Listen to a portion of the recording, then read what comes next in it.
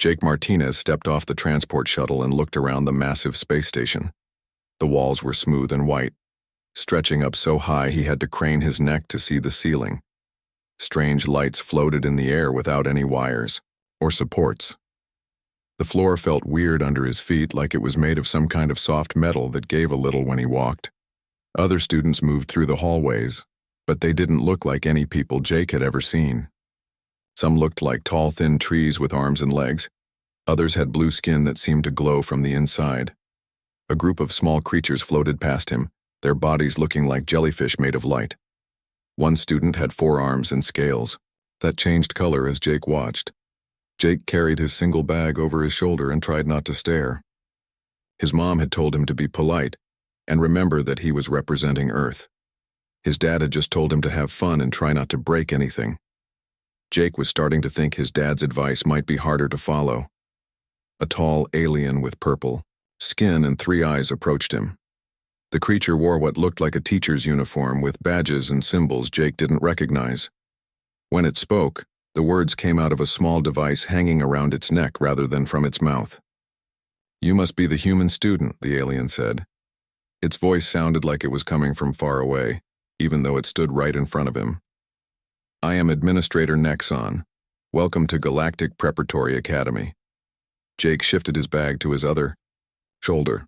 "Yes, sir, I'm Jake Martinez from Earth. Thanks for having me here." Administrator Nexon's 3 eyes blinked one at a time, like it was thinking hard about something. "Yes, Earth. We have had some difficulty processing your enrollment documents. Your planet's classification is quite unusual." "What do you mean?" Jake asked. "Most of our students come from Class 2 or Class 3 worlds, safe places with gentle weather and no dangerous animals. Your Earth is classified as a Class 12 death world." The administrator paused like it was waiting for Jake to react. "We have never had a student from such a dangerous place before." Jake frowned. "Dangerous? I mean, sure, we have some wild animals and storms, but it's not that bad. I lived in Colorado most of my life. It's pretty nice there." Administrator Nexon made a sound that might have been a cough or might have been something else entirely. "Your medical scans were very concerning to our health staff. They had to recalibrate their equipment 3 times. Is something wrong with me?" Jake asked, starting to worry. "Not wrong exactly, just very different from what we expected." The administrator gestured for Jake to follow. "Come. I will show you to your dormitory. Classes begin tomorrow." They walked through the halls and Jake noticed how other students reacted to him. Conversations stopped when he passed by. Some students pressed themselves against the walls to give him more room. A few just stared with whatever they used for eyes. "Why is everyone acting so weird around me?" Jake asked. "They have never seen a being from a death world before," Administrator Nexon explained. "To them, you are like a creature from their worst nightmares, a being that survived in a place that would kill them in minutes." Jake stopped walking. "But I'm just a regular kid. I play football and video games. I help my mom with groceries. I'm not scary." "Perhaps not to another human," the administrator said. "But consider this. Your bone density is 3 times higher than any student here. Your muscle fibers are denser than steel cables. Your cardiovascular system could power machinery. And your reflexes operate at speeds that our equipment cannot properly measure." They reached a door marked with symbols Jake couldn't read. Administrator Nexon pressed its hand to a panel, and the door slid open to reveal a small room with a bed, desk, and some kind of viewing screen. "This is your dormitory," the administrator said. "Your schedule has been uploaded to your room's computer. Meals are served in the central cafeteria at the times listed. Please try to be gentle with the furniture. It was not designed for beings of your physical capabilities." Jake set his bag on the bed and heard a small creaking sound. He quickly picked it up again. "How gentle do I need to be?" "Very gentle. The bed frame is made from materials that would be considered indestructible on most worlds. For you, it might be no stronger than paper." Administrator Nexon's 3 eyes focused on Jake with what might have been concern. "I must ask you to be extremely careful during your time here. One careless movement from you could seriously injure another student." After the administrator left, Jake sat very carefully on the edge of his bed and looked around his new room. Everything seemed so delicate and fragile. The desk looked like it might collapse if he leaned on it too hard. The chair was so light he was afraid to sit in it. He opened his bag and started putting his clothes in the small closet. His football cleats seemed huge and heavy compared to everything else in the room. His textbooks from Earth looked like they were made of stone next to the thin, light materials used here. A soft chime sounded, and the room's screen lit up. Text appeared in English, which Jake was grateful for. "Welcome, Jake Martinez. Your class schedule has been prepared. Please note that several accommodations have been made for your unique physiology. Report to Medical Bay at 0800 for final health clearance. Physical education class has been marked as provisional pending safety review." Jake frowned at the screen. Back home, he wasn't even the strongest kid in his class. Danny Peterson could bench press more weight, and Lisa Wong could run faster, in the mile. He was just average, but here apparently being average made him some kind of monster. He lay down on the bed, being extra careful not to move too quickly or put too much weight in one spot. Through his room's window, he could see stars scattered across space like someone had thrown glitter into the darkness. Earth was out there somewhere, but he couldn't see it. His first day of classes would start tomorrow, and Jake had no idea what to expect. He'd been excited about being the first human to attend an alien school, but now he was starting to understand why no one from Earth had tried it before. It wasn't because humans weren't smart enough or curious enough. It was because they were too dangerous. Jake closed his eyes and tried to sleep, but he kept thinking about what Administrator Nexon had said. 3 times the bone density. Muscles, like steel cables. Reflexes too fast to measure. He'd never thought of himself that way before. He was just Jake Martinez, a 16-year-old kid from Colorado who liked pizza and hated algebra. But to everyone else on this station, he was something else entirely.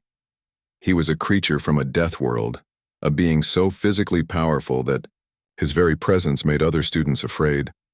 The thought made him feel lonely and worried about what tomorrow would bring. Outside his window, the stars continued to shine in their ancient patterns, indifferent to the struggles of one human boy, trying to find his place among the children of gentler worlds. Jake woke up to a soft musical sound coming from his room's computer. The screen showed the time in several different formats, but he figured out that it was morning. He got dressed carefully, trying not to move too fast or grip anything too hard. Even brushing his teeth felt dangerous when he remembered what Administrator Nexon had said about his strength. The cafeteria was huge, with tables floating at different heights to accommodate students of various sizes. Jake got in line behind a student who looked like a walking flower, and in front of something that reminded him of a friendly dragon. The food dispensers offered dozens of options, but most of them glowed or moved or smelled like chemicals. A section, marked Human Dietary Requirements, had been set up near the end of the line. Jake was relieved to find something that looked like scrambled eggs and toast, even though the colors were slightly wrong. He picked up a tray and sat at an empty table, noticing how other students quickly moved away when he approached. 3 students at a nearby table were whispering and pointing at him.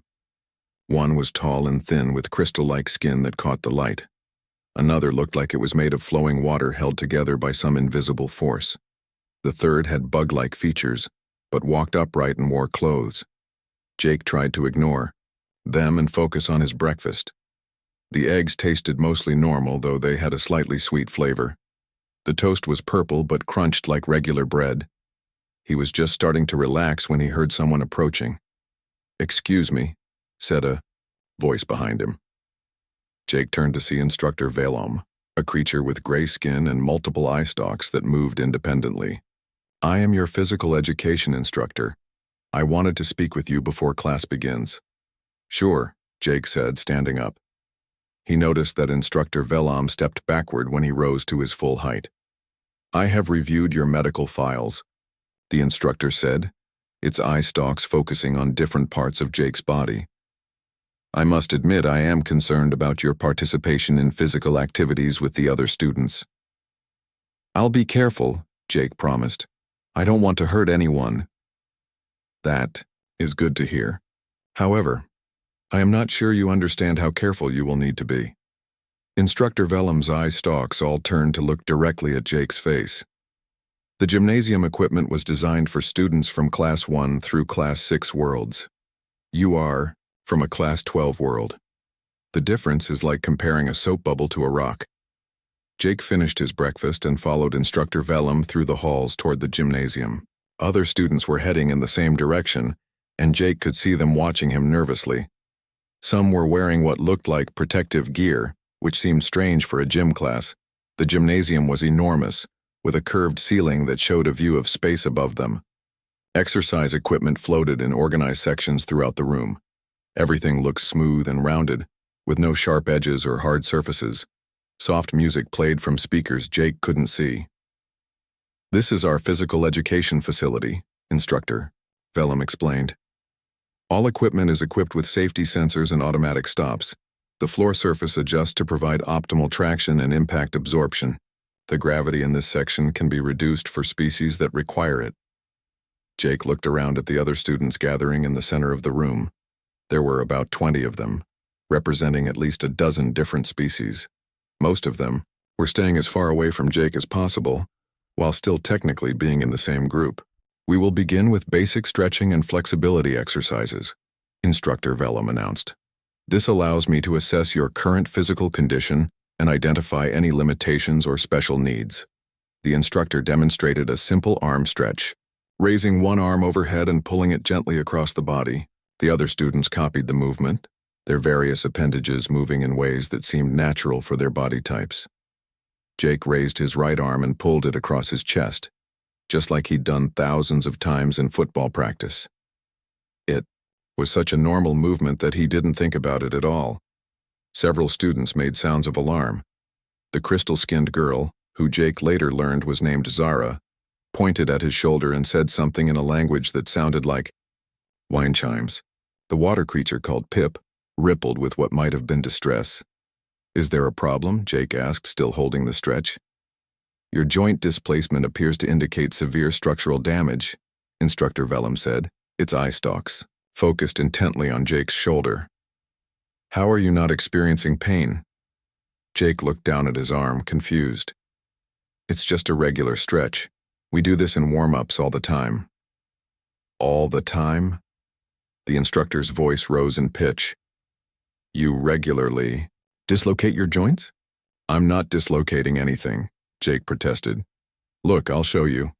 He rolled his shoulders backward in slow circles, then forward. Several students gasped and moved farther away. One of the bug-like creatures made a chittering sound that Jake assumed was distress. "Stop, please stop," Instructor Vellum called out. "Your shoulder joint is moving far beyond what should be physically possible." Jake stopped moving and stared at everyone. "But this is normal. Everyone back home can do this." "Everyone on your death world has joints that move like that?" Zara asked, her crystal features reflecting the gymnasium lights in strange patterns. "Well, yeah," Jake said. "I mean, I'm not even very flexible. My friend Amy could put her leg behind her head." The silence that followed was broken only by the soft background music. Several students were now hiding behind pieces of exercise equipment. Pip had retreated to the far corner of the room and was making worried bubbling sounds. "Perhaps we should try something else," Instructor Vellum said carefully. "Let us attempt a simple forward bend. Please move very slowly and stop if you feel any discomfort." Jake bent forward at the waist, reaching toward his toes. This was something he'd done in every PE class since elementary school. His fingertips touched the floor easily, which wasn't even his best effort. Behind him, he heard what sounded like someone fainting. 3 students were now calling for medical assistance in their various languages. Instructor Vellum was frantically checking readings on a handheld device.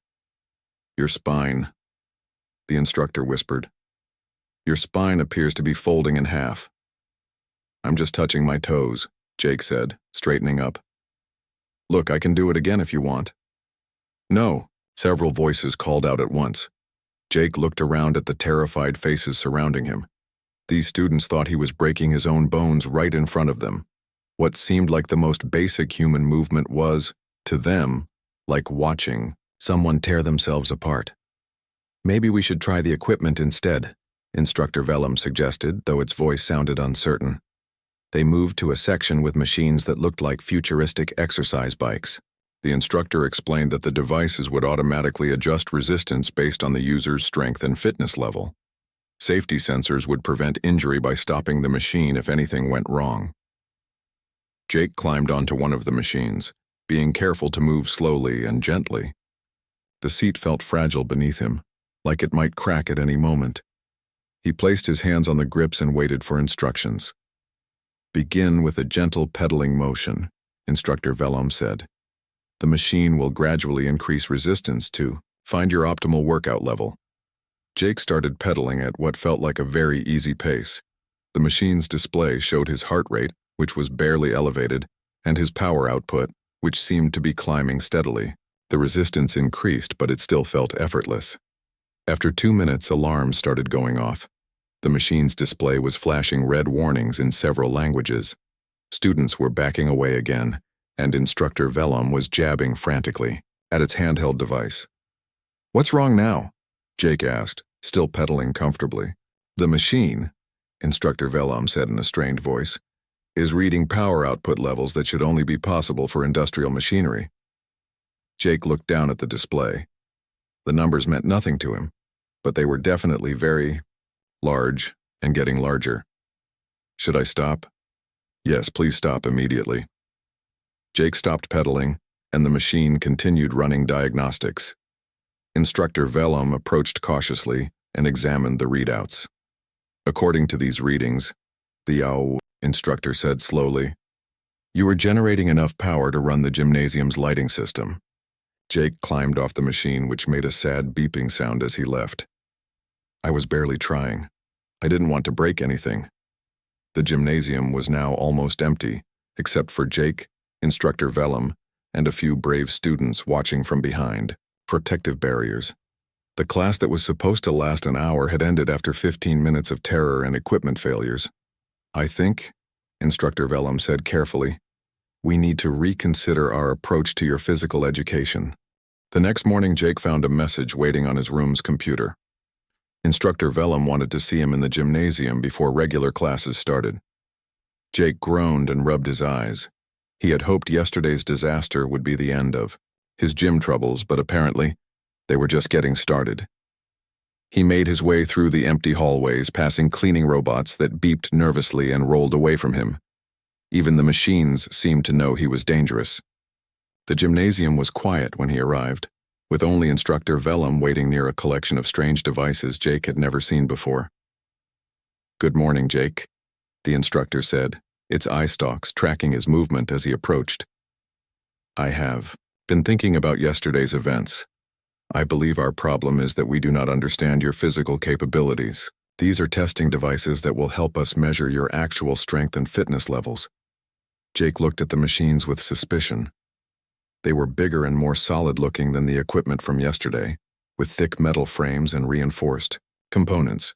Warning labels in multiple languages covered every surface. "Are you sure this stuff won't break like everything else?" Jake asked. "These devices are used to test beings from Class 6 worlds," Instructor Vellum explained. "They are built to handle forces that would destroy normal equipment. They should be more than adequate for our needs." Other students began filtering into the gymnasium, but they stayed far away from Jake and the testing area. Someone had set up protective barriers around the machines, and Jake noticed that several students were wearing what looked like safety helmets and protective clothing. "Why is everyone dressed like that?" Jake asked. "Precautionary measures," Instructor Vellum replied quickly.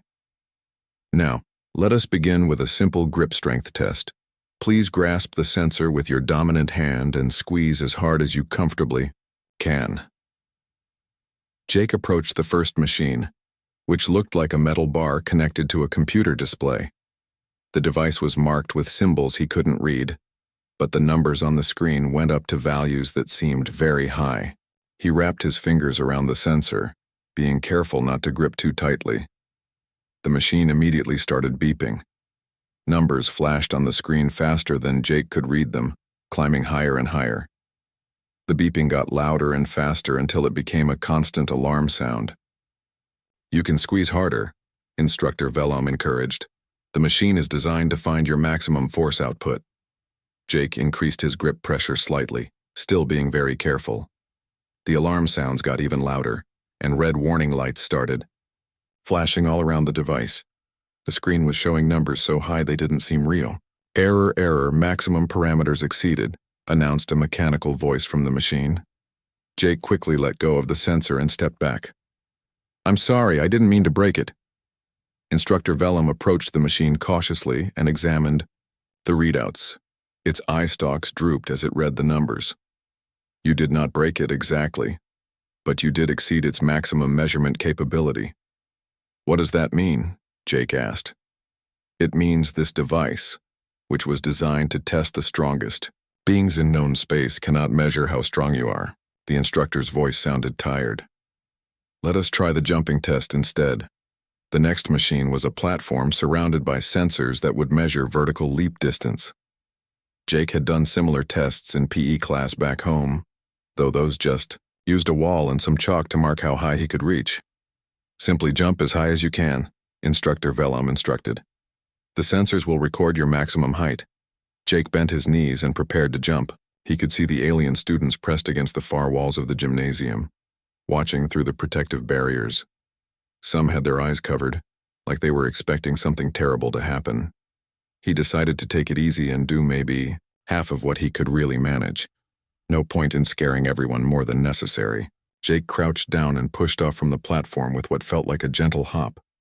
The moment his feet left the ground, Jake realized he had made a mistake. Even his gentle hop launched him much higher than he had intended. He shot upward, past the first level of the gymnasium, past the second level, and kept going until he was nearly at the ceiling. Below him, he could hear screaming in several different languages. The protective barriers had fallen over as students scrambled to get away from the jumping platform. Instructor Vellum was running in circles, its eye stalks pointing in all directions. Jake reached out and grabbed one of the maintenance beams that ran across the gymnasium ceiling. The metal bar groaned under his weight but held firm.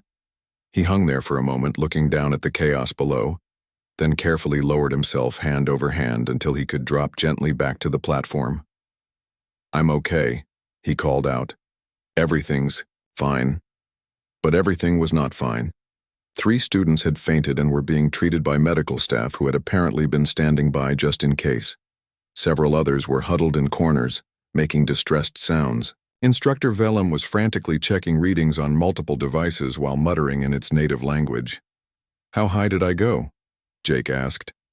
According to the sensors, Instructor Vellum said in a shaky voice, you achieved a vertical displacement of 15 meters. Jake did the math in his head. That was almost 50 feet. He had jumped 50 feet in the air without really trying. No wonder everyone was terrified. Maybe we should skip the other tests, Jake suggested. No, Instructor, Vellum said firmly. We need to understand what we are dealing with. One more test, the cardiovascular assessment. The final machine was a treadmill, but much more advanced than anything Jake had seen on Earth. It had railings, safety straps, and what looked like an emergency stop button every few inches. The display showed speeds starting from what Jake assumed was a very slow walk. This device will gradually increase speed until it finds your maximum sustainable pace, Instructor Vellum explained. The safety systems will prevent any dangerous situations. Jake stepped onto the treadmill and gripped the railings lightly. The belt started moving at a pace so slow he could barely maintain his balance. It felt like trying to walk underwater. Can you make it go a little faster? Jake asked. This is slower than I normally walk. Instructor Vellum adjusted the controls and the speed increased. Jake began walking normally, but the treadmill kept accelerating. Soon he was walking faster than he usually did, then faster than most people. Walked, then at a pace that would be considered a jog. The machine continued speeding up, searching for Jake's limits. He transitioned from walking to jogging to running, but he still felt comfortable. His breathing was steady. His heart rate was normal, and he could easily maintain the pace. Around him, the alien students watched in growing amazement.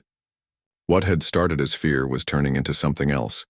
They were witnessing something impossible. A being who could run faster than their emergency vehicles could travel, yet seemed to be barely working at all. The treadmill's display showed speeds that made Instructor Vellum's eye stalks droop again. Jake had been running for 20 minutes at velocities that should have been impossible for any biological creature. The machine was designed to test elite athletes from across the galaxy, yet it couldn't find this human's limits. "How do you feel?" Instructor Vellum asked, its voice filled with wonder. "Pretty good," Jake replied, not even breathing hard. "This is about the pace I use for warming up at track practice." "Warming up?" squeaked Zara from behind her protective barrier. "You mean you run faster than this normally?" "Well, yeah," Jake said. "My best mile time back home was just over 5 minutes. Coach said I might make varsity next year if I kept improving." The gymnasium fell silent except for the humming of the treadmill. Jake looked around at the stunned faces staring at him and realized that he had probably said something wrong again. "Should I stop running now?" he asked. "Yes," Instructor Vellum whispered. "Please stop. I think we have learned enough for today." Jake slowed the treadmill to a stop and stepped off carefully. The machine continued displaying his statistics, numbers, that would be talked about in academic circles for years to come. He had just redefined what the galaxy thought was physically possible for a biological organism. "So," Jake said, grabbing a towel to wipe off sweat that hadn't really had time to form what's next in gym class. 3 days passed before Instructor Vellum felt brave enough to try another physical education class with Jake. The other students had been talking about nothing else since the testing disaster. Some were afraid to be in the same room as the human, while others seemed strangely fascinated by what they had witnessed. Jake spent those days trying to make friends, but it was difficult when everyone treated him like a walking natural disaster. He ate lunch alone, studied alone, and walked through hallways that emptied whenever he appeared. Even the cleaning robots had been reprogrammed to avoid him after one accidentally bumped into his leg and needed repairs.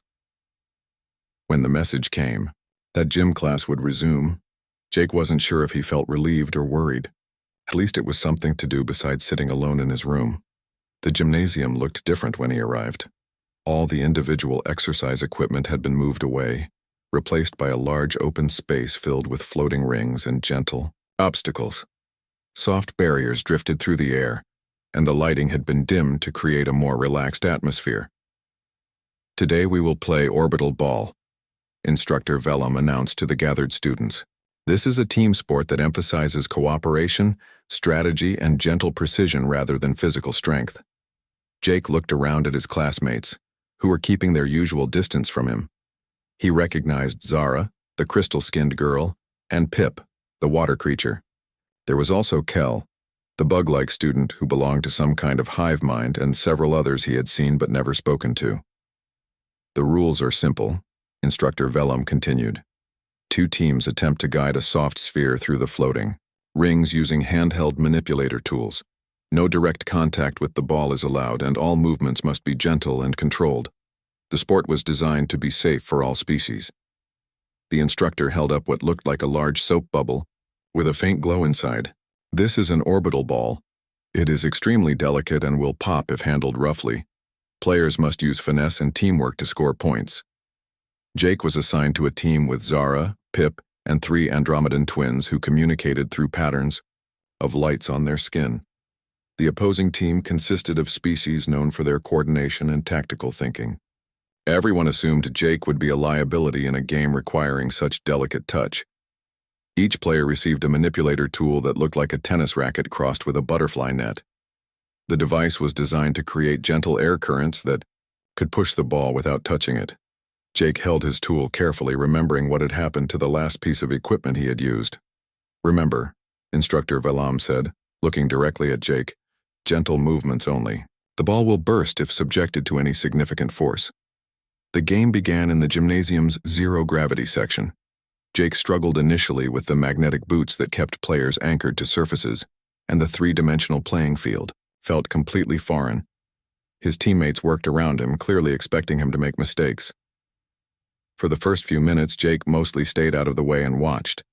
The other players moved gracefully through the air, using their tools to create subtle air currents that nudged the ball along planned trajectories. It was like watching an underwater ballet performed in space. Zara was particularly skilled, her crystal body refracting light in ways that seemed to help her judge distances and angles. Pip flowed smoothly between positions, able to change direction in ways that solid creatures couldn't match. The Andromedan twins worked in perfect synchronization, their light patterns creating a complex communication system. Jake was starting to understand the game's rhythm when disaster struck.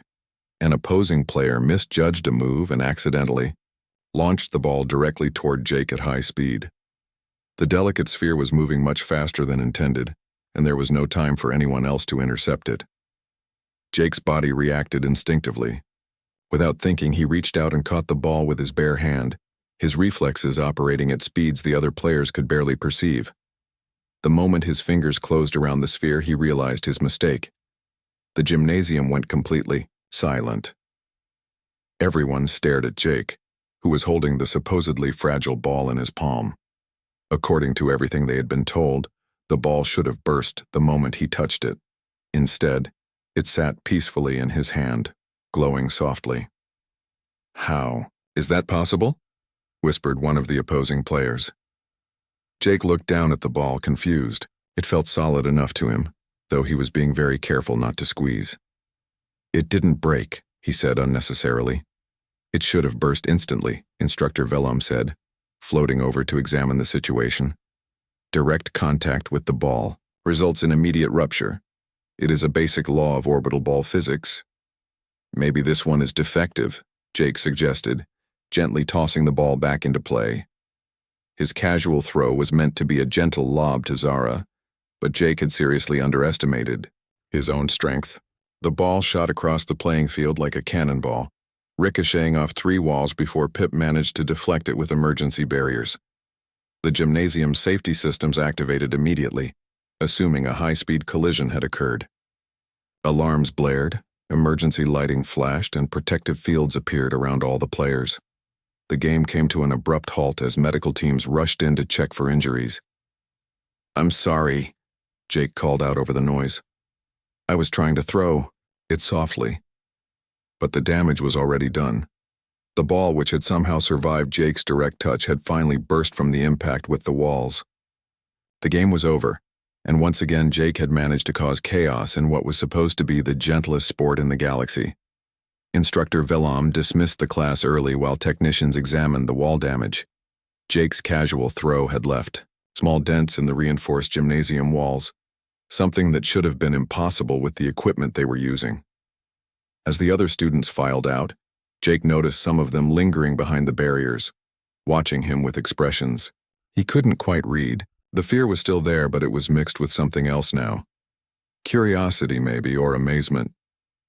"Jake," Zara called out, her crystal features catching the emergency lighting. "Can I ask you something?" Jake nodded, grateful that someone was finally willing to talk to him directly. "When you caught the ball," she said carefully, "how did you move so fast? My eyes could barely track your movement." "I don't know," Jake admitted. "I just saw it coming toward me and caught it. It was like catching a baseball, I guess." "A baseball?" "It's a game we play on Earth. The ball moves a lot faster than that one did." Jake gestured toward the remains of the orbital ball. "This seemed pretty slow to me." Zara's crystal skin shifted colors, which Jake was learning meant she was thinking hard about something. "And when you threw it back, you were trying to be gentle?" "Yeah. I was barely putting any effort into it at all. I was worried about throwing it too hard." The crystal girl exchanged glances with Pip and Kel, who had also stayed behind. They seemed to be having some kind of silent conversation that Jake couldn't follow. "Jake," Kel said finally, its insect-like features somehow managing to look thoughtful. "I think we have been misunderstanding you." "What do you mean?" "We have been afraid because we thought you were dangerous and out of control," Kel explained. "But you're not, are you? You're holding back." Jake considered this. "Well, yeah, I don't want to hurt anyone or break anything. I've been trying to be really careful." "Trying to be careful," Pip repeated, its watery form rippling with what might have been amazement. "You caught a high-speed projectile with your bare hands because you were being careful." You threw an object across the entire gymnasium while trying to be gentle. When you put it like that, it sounds pretty weird, Jake admitted. It is weird, Zara said. It's impossible, but we saw you do it. More students had gathered behind the barriers, listening to the conversation. Jake could see wonder replacing fear in many of their expressions. They were beginning to understand that they weren't looking at a monster or a walking disaster. They were looking at something much more remarkable. They were seeing what it meant to be human on a world where being gentle required the strength to crush mountains. The week following the orbital ball disaster was the loneliest time Jake had experienced since arriving at the academy. Word of what had happened spread quickly through the student population, and now even the brave ones who had started talking, to him, kept their distance again. He ate his meals alone while other students whispered and pointed from across the cafeteria. Jake tried to focus on his regular classes, where at least he could sit still and not accidentally terrify anyone. Mathematics was the same everywhere in the galaxy, it turned out, and he was doing well in his xenobiology courses. But every time he walked through the halls, conversations stopped, and students pressed themselves against the walls. On Thursday morning, Jake found a formal petition waiting on his room's computer. 17 different species had signed a request to have him removed from all physical education activities. They cited safety concerns and their inability to participate normally while a catastrophically dangerous Deathworlder was present. Jake stared at the screen for a long time, feeling worse than he had since leaving Earth. He had come here excited to make friends and learn about other worlds, but instead, he had become the Academy's resident monster. Maybe everyone would be happier if he just went home. He was still sitting there feeling sorry for himself when someone knocked on his door. Jake opened it to find Kel standing in the hallway, looking nervous but determined. "May I come in?" the bug-like student asked. "I would like to speak with you." Jake stepped aside and let Kel enter. His room felt crowded with another person in it, since Jake had unconsciously arranged everything to give himself maximum space to move carefully. "I have been thinking about what happened in the gymnasium," Kel said, settling into the chair with a soft clicking sound. "My hive siblings and I have been analyzing your movements and actions." "And?" Jake asked, sitting carefully on the edge of his bed. "We have reached some interesting conclusions," Kel continued. "You see, as a hive mind, we process information differently than individual beings. We do not experience fear in the same way that others do. This allows us to observe more objectively." Jake wasn't sure where this was going, but he was grateful that someone was actually talking to him. "What did you figure out?" "When you caught the orbital ball, our sensors recorded the exact force and speed of your movement," Kel explained. "According to our calculations, your hand was capable of exerting enough pressure to crush the ball into dust, yet you applied precisely the amount of force needed to stop it safely." "I didn't want to break it," Jake said. "Exactly, that is the remarkable part." Kel's insect features somehow managed to look excited. "Your jump in the gymnasium was controlled. You could have reached the ceiling if you had wanted to, but you stopped yourself at exactly the right height to grab the maintenance beam." Jake thought about this. "I guess I've always been good at knowing how hard to push or pull things." "You have been holding back," Kel said. "In every single activity, you have been using only a tiny fraction of your actual capabilities. We calculate that you operate at approximately 5% of your maximum ability during normal activities." The idea seemed impossible to Jake. 5%? That doesn't sound right. "Consider your treadmill test," Kel pointed out. "You ran for 20 minutes at speeds that broke our measurement equipment, yet you showed no signs of fatigue. You described it as a warm-up pace." Jake remembered how easy that run had felt. Back home, he would usually follow a 20-minute warm-up, with an hour of serious training. "I guess I could have gone faster." "Much faster, we believe. And your grip strength test destroyed our equipment while you were trying to be gentle." Kel leaned forward in his chair. "Jake, do you understand what this means? That I'm dangerous?" "No," Kel said firmly. "It means you have perfect control. A truly dangerous being would have hurt someone by now. You have been surrounded by fragile creatures for over a week, yet no one has been injured." Jake had never thought about it that way. But everyone is afraid of me. They are afraid because they do not understand, Kel explained. They see your physical capabilities and assume you are a wild, uncontrolled force, but you are the opposite. You are the most controlled being any of us have ever encountered. Before Jake could respond, his door chimed again. This time it was Zara and Pip, both looking slightly nervous but curious. We heard Kel talking to you, Zara said, her crystal features shifting colors rapidly. May we join the conversation? Soon, Jake's small room was crowded with alien students, all of them finally willing to be near him. Word spread through some kind of student communication network and more kept arriving. Within an hour, nearly half of his physical education class was gathered in and around his dormitory. Show us, Pip said suddenly, breaking a moment of silence. Show us what you can really do. I don't think that's a good idea, Jake protested. What if I break something? We will go somewhere safe, Kel suggested. The cargo bay has reinforced walls and plenty of space. The group made their way through the station's corridors, drawing strange looks from other students and faculty. Jake found himself in the middle of an excited crowd of beings who just hours earlier had been terrified to be in the same room as him. The cargo bay was enormous, with walls made of some kind of super-strong metal designed to withstand the stresses of space travel. Crates and containers were secured along the walls, leaving a large open area in the center. What should I do? Jake asked, looking around nervously. Jump, Zara suggested. Really jump this time. Show us how high you can actually go. Jake looked up at the cargo bay ceiling, which was at least 100 feet above them.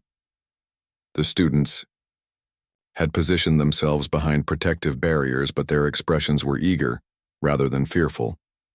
He bent his knees and pushed off from the floor with real effort for the first time since arriving at the academy. The sensation of finally using his full strength felt amazing, like taking a deep breath after holding it for hours. Jake shot upward like a rocket, easily reaching the ceiling and having to catch himself against the support beams to avoid injury. The impact of his landing shook the entire cargo bay, but he touched down gently and in perfect control. The alien students erupted in cheers and excited chattering in dozens of languages. They weren't afraid anymore. They were amazed. Now run, Pip called out.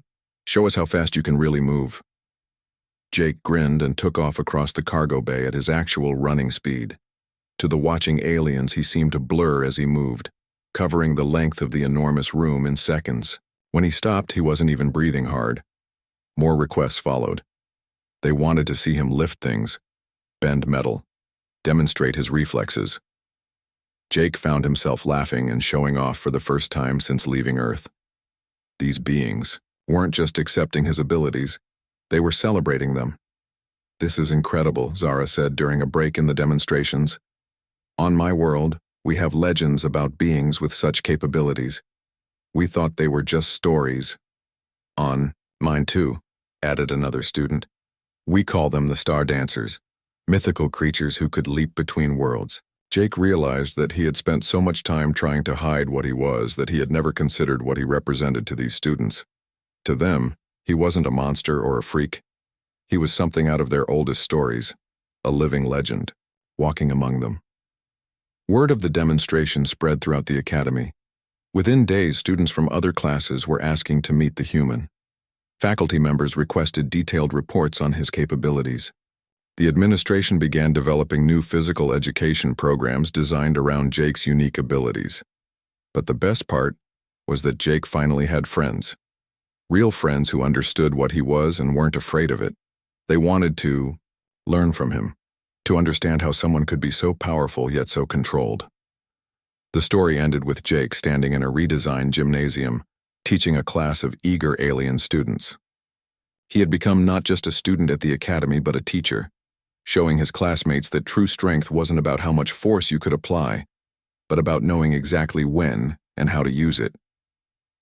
As he watched Zara successfully complete a jumping exercise that would have been impossible for her species just weeks earlier, Jake smiled. He had found his place among the stars, not by hiding what he was, but by showing others what they could become.